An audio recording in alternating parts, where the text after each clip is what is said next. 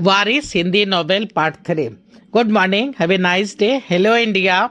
बड़ों को ढेर सारा प्रणाम, छोटों को ढेर सारा प्यार और मेरे सारे सब्सक्राइबर कैसे हो आप सबको ढेर सारा Ram Ram, Ganpati Bappa Morya. Welcome back to my YouTube channel Simi की डायरी ऑफिशियल में आप लोगों का ढेर सारा स्वागत है। दोस्तों, वारिस इस चैनल पे मेरी चौथी हिंदी नॉवेल है। इसके पहले मैं 3 हिंदी नॉवेल कंप्लीट कर चुकी हूँ और उसके सारे एपिसोड चैनल पर अवेलेबल हैं, जिसे चाहे वो देख सकते हैं। पहला है प्यारी भूतनी, दूसरा भूल भुलैया और तीसरा ये कैसी जिंदगी। तो वारिस मेरी चौथी हिंदी नॉवेल है और इसका 2 भाग मैं आप लोगों के समक्ष रख चुकी हूँ। आज तीसरे भाग में मैं आप लोगों का तहे दिल से स्वागत करती हूँ। अब तक आप लोगों ने देखा कि जयंती लाल मेहता, जो कि काफ़ी बड़ी बिजनेसमैन हैं, उनके हवाई जहाज के लैंडिंग के समय आग लग जाने से मौत हो जाती है और उनकी पत्नी भी काफ़ी उम्र पे एक बेटी को जन्म देती है, तो उसकी भी स्थिति खराब होने से मौत हो जाती है। दोनों पति पत्नी की मौत हो जाती है और छोटी बच्ची जो है सो अनाथ हो जाती है। 1 महीने जब बीत जाते हैं दोनों के मौत के बाद, तो वकील घर में आते हैं और वकील साहब जो है सो घर के पूरे सदस्य को बुला करके जयंती लाल मेहता जी ने जो वसीयत किया है उसके बारे में बताते हैं।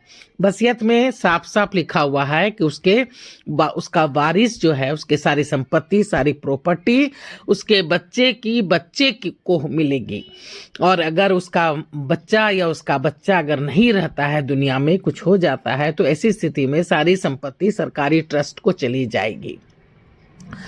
और इतना ही नहीं, अगर बच्चे के बच्चे अगर नालायक निकलते हैं तो ऐसी स्थिति में उसके बच्चे उसे बेदखल कर सकते हैं, प्रॉपर्टी अपने पास रख सकते हैं, नहीं तो फिर वो सरकारी ट्रस्ट में चली जाएगी।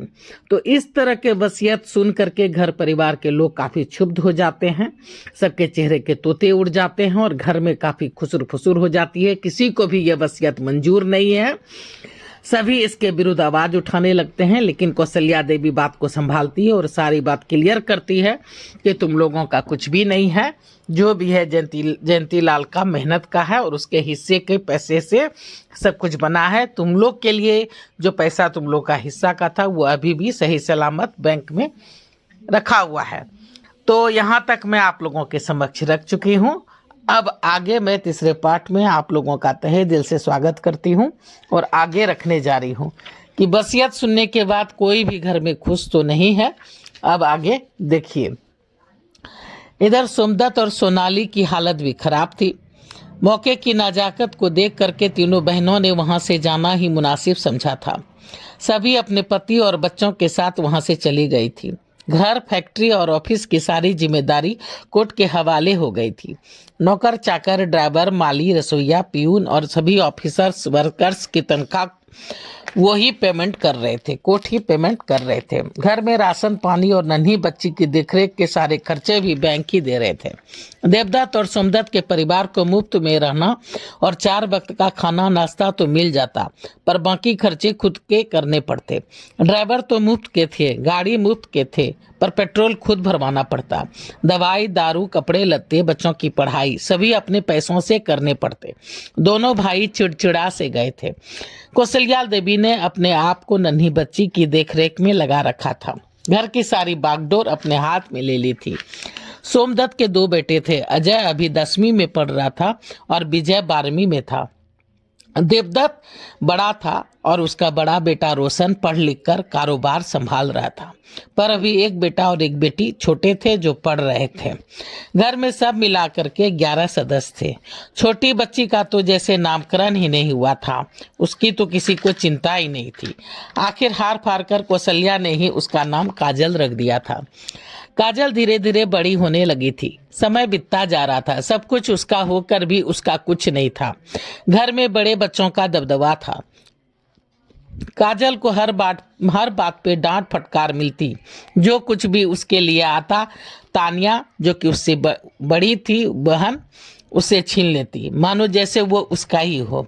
कभी कोई भी काजल से प्यार नहीं करता, न ही कोई कहानी सुनाता। काजल को अगर किसी से प्यार मिलता तो वो थी उसकी दादी और आया माँ। नौकर चाकर भी जैसे उसके नहीं थे। वो कुछ मांगती कहती तब तक दूसरों की पुकार सुन के नौकर भाग खड़े होते। अभी आता हूँ बेटी, वरना मालिक गुस्सा करेंगे। सभी उसे टाल देते। कौशल्या बहुत बर्दाश्त कर रही थी, बहुत बर्दाश्त करती, कभी अनसुना भी कर देती। आखिर सभी अपने बच्चे थे। पर जयंती की बात याद आते ही वह सिहर उठती। माँ तुम हो ना, फिर मुझे फिक्र क्यों।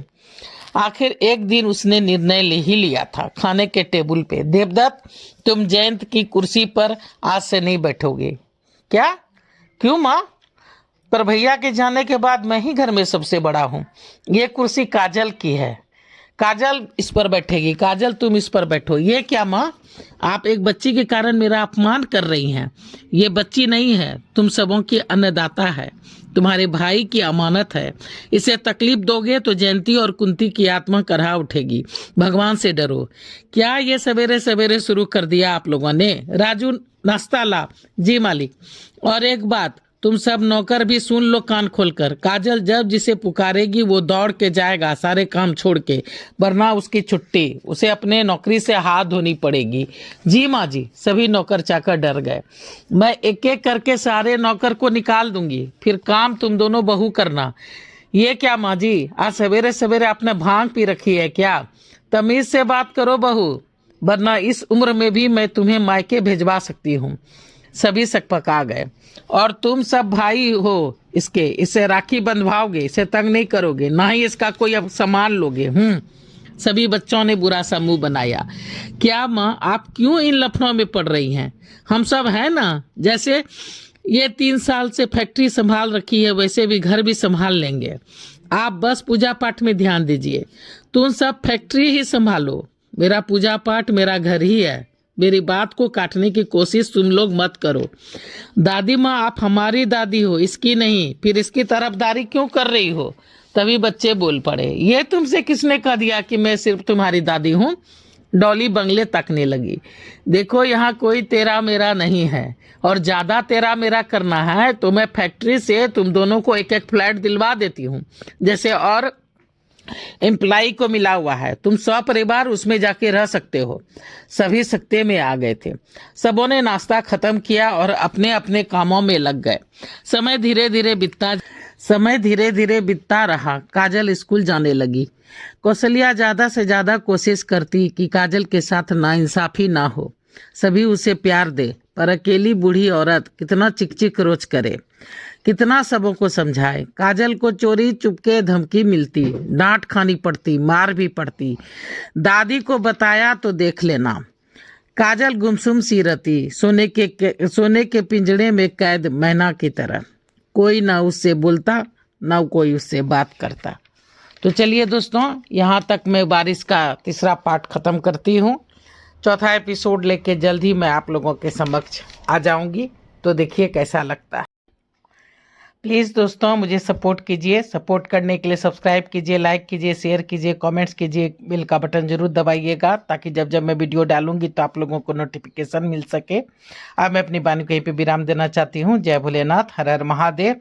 और आप लोगों का ढेर सारा थैंक्स मेरे वीडियो को शुरू से अंत तक देखने के लिए। Thanks for watching my video. Thank you.